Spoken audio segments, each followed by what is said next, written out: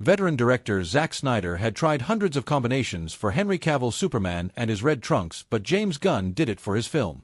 Welcome to Stats In. If you're just joining us, please subscribe and don't forget to turn on notifications bell for more video. However, that wasn't the case for DCU co-head James Gunn. The case of the red trunks that were supposed to be featured on Henry Cavill's costume weren't looking that great, and so Zack Snyder chose to remove them entirely. Superman has always been a character whose costume is quite different from the rest.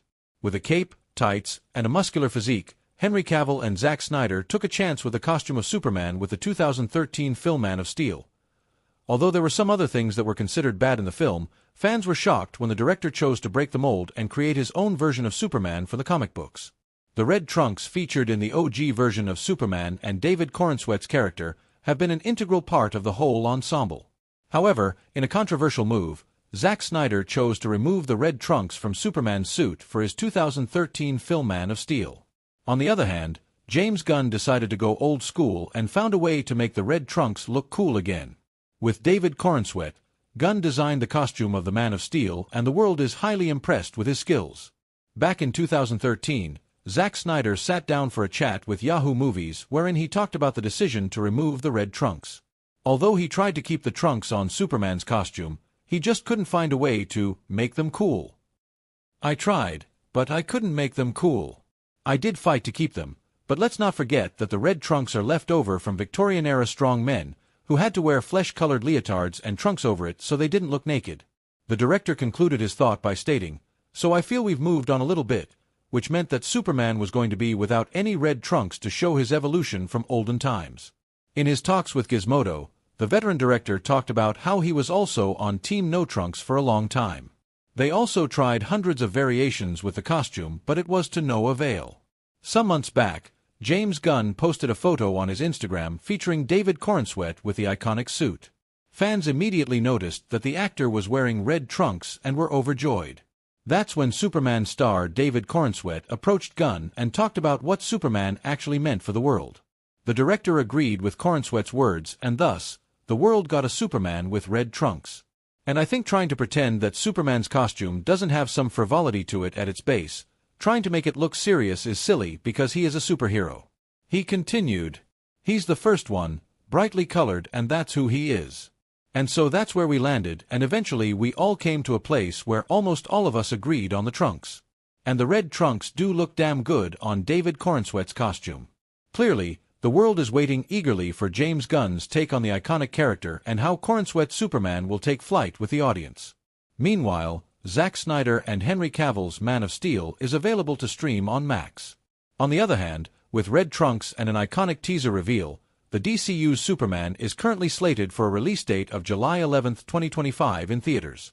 If there's one work Zack Snyder continues to be proud of, it's this zombie apocalypse movie that no one expected to become a successful cult classic.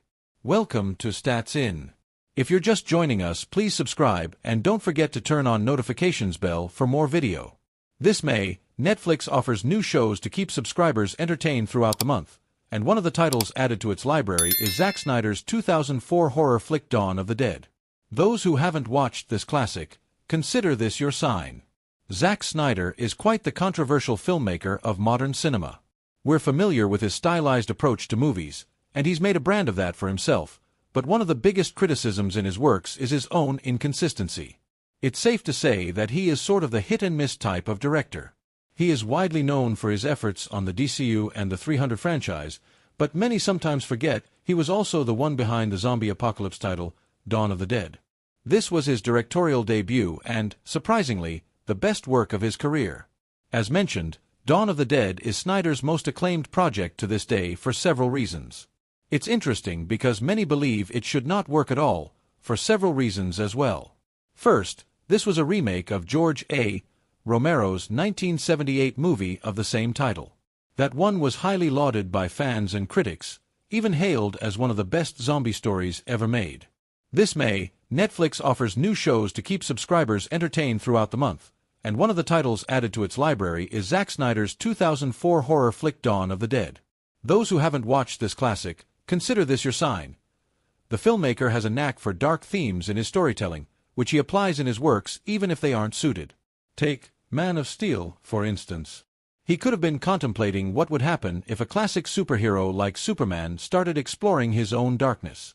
Perhaps Snyder should have stuck making horror flicks, as he seemed to be very comfortable in the genre, and it complements his own style, too. Such reverence to the original movie would bring so much pressure on Snyder to make a worthy remake. Fortunately, he was able to pull this off and create a masterpiece of his own while honoring his inspiration. Snyder was aware he made a project that he would be proud of for the rest of his life. He did not expect it would blow up and become a cult classic, but here it is. In a conversation with Den of Geek, he expressed utter satisfaction with what he created. There's nothing I would change because it's very much the movie I made at the time and it completely satisfied what I was trying to do. The thing I'm proudest of is that, even though it was a genre film made for a studio and low budget, I still feel like I made an unexpected movie. The director admitted that this project taught him a lesson that he still applies to his works today. Tone is everything. Once he's able to set this, the rest will follow through. To this day, Dawn of the Dead remains his highest-rated title on Rotten Tomatoes with a current 77% approval rating from both critics and audience in 2021. Snyder returned to his roots and released Army of the Dead, although this was not received well by fans. Dawn of the Dead is currently available to watch on Netflix. Veteran director Zack Snyder, known for his extensive work in the DCU, revealed that he took his work with him when he left Warner Brothers.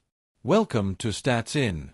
If you're just joining us, please subscribe and don't forget to turn on notifications bell for more video. It was a terrible moment for Zack Snyder when he temporarily left the production of Justice League to attend to some personal matters. He was devastated when he saw Joss Whedon stepping in as the director and the chaotic mess that it resulted in.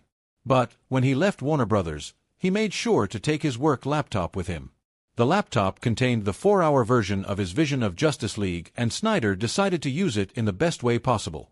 The end result was the poorly received Whedon's Justice League, which was hailed by many fans as one of the worst DC films to exist. However, when Snyder left Warner Brothers, he took his laptop with him on which a sticker of Justice League was emblazoned. After leaving Warner Brothers, Snyder was often called for his input on the film that was being made by Joss Whedon.